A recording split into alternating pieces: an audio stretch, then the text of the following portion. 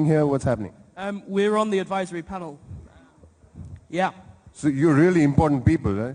I should be a little more serious with you guys. I'm so sorry. I'm just sorry, missed the point here. All right. In case you see a film of mine, please just like push it forward and all of that. Yeah. How's it going? Yeah, it's great. I love it. Okay.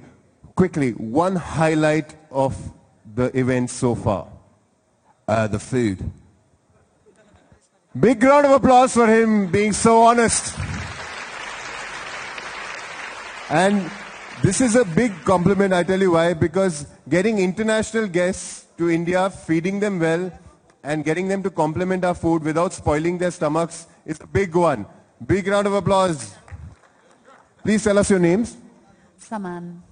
Shahla. Okay, where are you from? We're actually both from Iran. I was, however, born and raised in Vienna in Austria, and she lives there. I'm from Iran.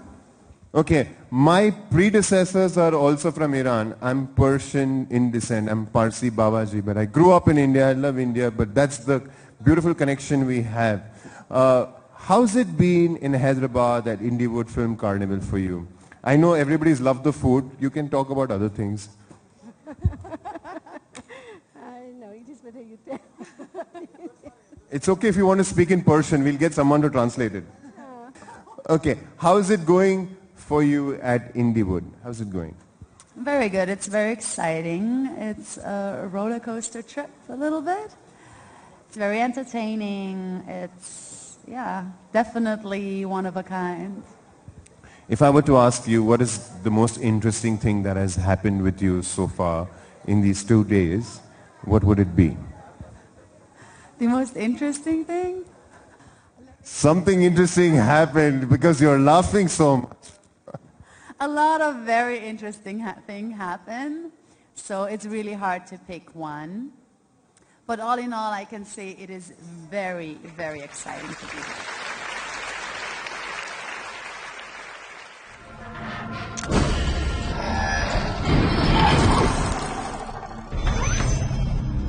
The year 1930 witnessed the advent of Indian cinema, when a small-town photographer turned director, Dada Saheb Phalke, made a silent film named Raja Harishchandra that was shown publicly at Mumbai's Coronation Cinema. Looking past 100 years of Indian cinema, we rank top in the world for theatrical admissions and the number of movies produced. But when it comes to the revenue generation or garnering accolades, the Indian film industry has been falling well short of Hollywood. To unite the entire Indian film industry and to make it number one in all aspects, the revolutionary concept Project Indiewood is conceived by the visionary Sohan Roy, founder, chairman and CEO of Aries Group, which would provide a unique creative business platform to our industry to grow, excel, and provide its worthwhile contribution to world cinema. This $10 billion investment project Indiewood promises to fulfill the 100 set targets in the coming 5 years, taking Indian cinema to the level it deserves. As part of this, many pilot projects have also been launched simultaneously. The first edition of All Lights India International Film Festival and Indiewood Film Market 2015 were just baby steps which took the project Indiewood to a whole new level altogether. The 5-day extravaganza created history in the field of entertainment, making it the hottest affair in town. Events were held in 6 different venues, providing delegates a larger-than-life and never-before experience. Indiewood Film Carnival's 2nd edition promises to be bigger and better than its 1st edition. Organized under the aegis of Sri K. Chandrasekhar Rao, Chief Minister of Telangana, the Film Carnival is scheduled at the largest film studio in the world, Ramoji Film City, Hyderabad, from September 24 to 27, 2016. 15 events, 4 days, 1 destination. Indiewood Film Carnival will include the following major events: All Lights India International Film Festival, Indiewood Film Market, International Film Business Awards, Golden Frame Awards, Indiewood Excellence Awards. Subcategories include Indiewood Maritime Excellence Award, Indiewood Medical Excellence Award, Indiewood Media Excellence Award, and Indiewood CSR Excellence Award. Indiewood Talent Hunt, Investors Meet, Product and Project Launches, Film Business Quiz, Conference and Panel Discussion, Workshops and Seminars, Media Interactions, Film Tourism, Miss Indiewood 2016, Red Carpet and Networking Parties, and much more. With a lineup of 200 films from over 80 countries, 1,000 short films, 200 expo booths, exciting panel discussions, workshops and seminars, talent hunt competitions, Miss Indiewood beauty pageants, and dazzling award ceremonies, Indiewood Film Carnival will attract over 200 investors, 500 celebrity guests, 5,000 film festival delegates, and 2,000 film market delegates to the event. As part of Project Indiewood set targets to transform film exhibition experience in India, the world's finest dual 4K Atmos theatre, Aries Plex, with 6 screens, was inaugurated at Trivandrum to become the converted theatre wonder of our country. Ranked as number 1, Aries Plex was also bestowed with the Best Adapted Single Screen to Multiplex in India Award at the Big Cine Expert Award 2016. Indiewood is a concept which would bring together the role players of the movie-making industry who can contribute to the growth of Indian cinema and establish brand India worldwide.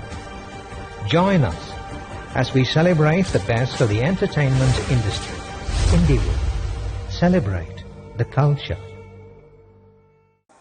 All right, I'll just take this cue to welcome you once again to the launch of something very important. And before that, I'd like to ask my audience here, because that's my job. I have to make sure my audience is having fun, right, sir? So is my audience having fun? Come on, I can do a little better. Come on. From the backbenchers, I think they're much more enthusiastic. Are we having some fun? Can I hear a yeah? A little louder, yeah? Nice, nice. I think we're really ready to go to the next part of the evening. Console, take us further. History has shown us that the institution of war created by humans is not only morally reprehensible, but utterly ineffective in resolving any kind of disputes. Situated in the northern east edge of eastern Arabia, at the tip of Persian Gulf, the state of Kuwait is known for its rich heritage and culture. It was in the 1700s when nomadic tribes from Central Arabia settled in the Bay of Kuwait City. Thereafter, the city flourished rapidly and established itself as a major trading route from Persian Gulf to Aleppo. It was in the 1930s when oil was discovered in Kuwait, which facilitated large-scale modernization in the country. The sprawling desert sands of Kuwait became the land of black gold, which attributed to its economic potential. Ironically, the very oil proved to be a boon as well as a bane for this nation. On one hand, it accounted for its social and economic progress, and on the other hand, it triggered some greedy wars and economic ups and downs. Kuwait shares its border with Iraq, which too is sumptuous in natural resources, especially oil, and shares an equally enviable cultural heritage. There has always been an uneasy calm in both the regions. The economic breakdown of Iraq after the Iraq-Iran war crippled the economic state of the country. By the end of the war, Iraq accumulated a total debt of $60 billion, out of which $14 billion had been borrowed from Kuwait. The relations between the countries strained when Kuwait refused to waive off the debts and decrease its share of oil production. The lingering tensions between Kuwait and Iraq escalated to a climax in 1990 after Iraq complained to OPEC, alleging that Kuwait was stealing its oil from a field near the border by slant drilling off the Rumelia field. This triggered the infamous Kuwait War of 1990, which was the most devastating of wars of recent times, shattering the peace and economy of the region beyond imagination. Outnumbering the Kuwait army, the Iraqi invasion took everyone by surprise. The city was set on fire, houses were plundered, and Kuwaitis were murdered. The conflict subsequently led to direct military intervention by US-led forces in the Gulf War and the setting on fire of 600 Kuwaiti wells by Iraqi forces. The bloodshed and destruction that followed has no parallel in modern history. Civilians began suffering from day one of the invasion, and the atrocities towards humans continued with the duration of the war. Thousands were either killed, wounded, raped, or taken prisoner before the war ended. The capital cities of the two countries, Kuwait and Baghdad, turned out to be graveyards of thousands of civilians, including women and children. The 6-lane highway between Kuwait and Iraq, officially known as Highway 80, virtually turned into a highway of death. Tens of thousands of expatriates who migrated to these oil-rich pastures had to flee, leaving all their belongings and earnings. The war also impacted the world economy in general, and the Gulf economy in particular, for a long time. It triggered wild fluctuations in currencies, leading to severe stock market volatility, and had its telltale impacts on the industry, trade, commerce, and tourism. The Gulf War triggered and aggravated the American recession and climbing oil prices. Airlines saw the cost of jet fuel soar high, creating severe revenue problems. The crisis snagged businesses and hurt the confidence of the customers. The Kuwait War of 1990 has been a subject of interest and fascination for historians and filmmakers alike. Many books have been written and movies have been made depicting the grave war of 1990. But none of these movies have succeeded in capturing the gravity and the depth of Kuwait War and its devastating consequences on human life, civilization, and economy. But for the first time ever, the world is going to encounter a mega war movie, which will not just showcase the war which shook the world, but will bring out the true story of this historic war, which was a major turning point in the very history of West Asia. A pioneering celluloid attempt to capture the Kuwait War in its full depth and magnitude, we present to you Burning Wells. Ladies and gentlemen, welcome to the launch of India's first international 3D movie, Burning Wells. Big round of applause. Banta hai. So I have some key factors, some interesting things to throw at you. 170 crore rupees budget. Sohan Saab, if you need a Parsi actor, I can cut my rates. You can please hire me. I went to Shyam Benegal sir many years back, but he said, no, you have to ask Sohan. So I'm just doing that right now. So I just did that. It's, I think, perhaps the first film in the world which will be shot in English, Arabic, and Hindi with 3 different casts at the same time. Big round of applause for that. That's really innovative. That's not it. It's going to be dubbed in not 5, not in 10, not in 15, but in 30 different languages, ladies and gentlemen. 30 different languages. Can you imagine the reach of the film?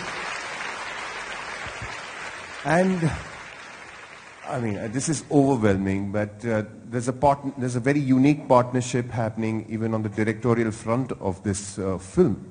And to talk more about him, what can I say about this personality? The first personality that I'm going to talk about, who's part of the directorial front of the film, has made 145 films in his career, in 5 different languages. And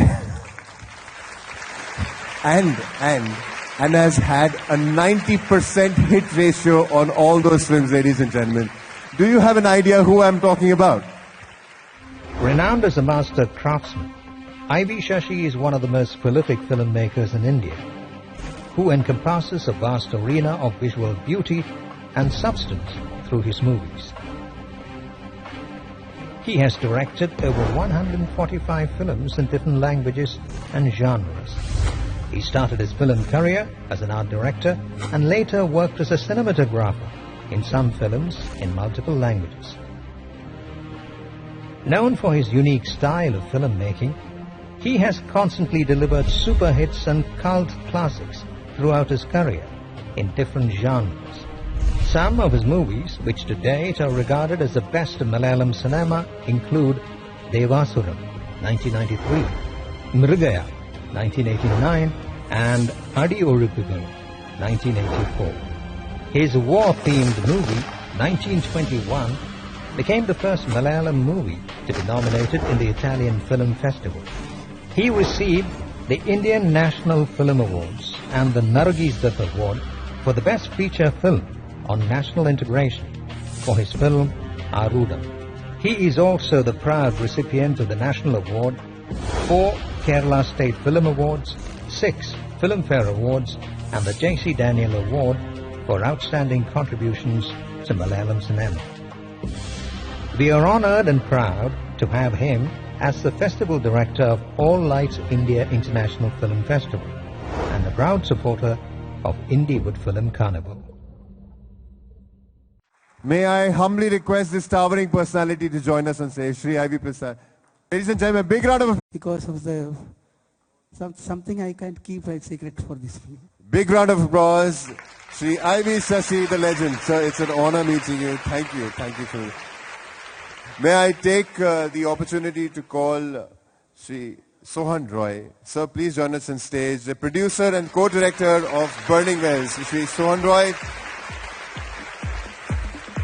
A creative designer by profession and a visionary by action, Sohan Roy has a glittering record of achievements with a rare combination of experience in film, visual media, medical, and the maritime industry. His debut directorial venture, Dam 999, is the first 2D to 3D converted movie of India made in the Hollywood format, became the first movie from India to enter mainstream Oscars with 5 selections in 3 categories. While the movie's script, written by him, found its place in the Oscar library, the curtain raiser documentary, Dams the Lethal Water Bombs, went on to win 23 international awards and numerous industry accolades. He's also the producer and project designer of various international movie projects and promoter of Indian movies at international film festivals. His passion towards technology drove him to set up the first 4K Atmos theater in the country and establish the first total security studio network platform, complying Motion Picture Association of America standards, to execute post-production works of international projects in India, along with co-production and distribution support. He is the revolutionary $10 billion initiative, Project Indiewood. Is an innovative integration tool that aims to integrate and revamp the entire Indian film industry within 5 years. Sohan Roy is also the CEO and founder of Aries Group of Companies, a consortium of 43 companies from 15 countries with its headquarters in the UAE. A naval architect by profession with a Guinness entry, he also holds a diploma in film direction from Hollywood Film Institute. He is rated by Forbes as the 40th top Indian leader of the Middle East. Sohan Roy started his career as a marine engineer and initiated Aries Marine, the flagship company of the Aries Group and the largest ship design and consultancy firm in the Middle East, in the year 1998. His passion towards cinema encouraged him to establish his foothold in visual media with the launch of the first global maritime TV channel, Marine Biztv, and medical channel, Biztv, generating more than 8,500 hours of infotainment content since the last 10 years. His events management skills to identify young talents required for the visual media through talent search competitions initiated a revolution in 2004 among youngsters. These talent scouts have identified many new generation filmmakers and actors who are now the pride of our present film industry. Sohan Roy is an accomplished, performance-driven professional and a proven leader, credited with pioneering innovations and a force to reckon with. What an amazing concept. Thank you. Thank you. It's really amazing, sparkling. What are you looking forward to the film? Share your thoughts with us. It's a mere coincidence, maybe the real cause of this movie. It's a long story. I think I can brief it. Once I was invited by a Kuwaiti association along with Shashi sir. So there only I met him personally and we became so close. And later he came to my house. He was staying for a couple of days. One day evening, while we were having the dinner, he told me, I have a dream. Can you make it happen? I said, okay, tell me, what is it? See, for the last 3-4 years, I have been doing a research about the Kuwait war.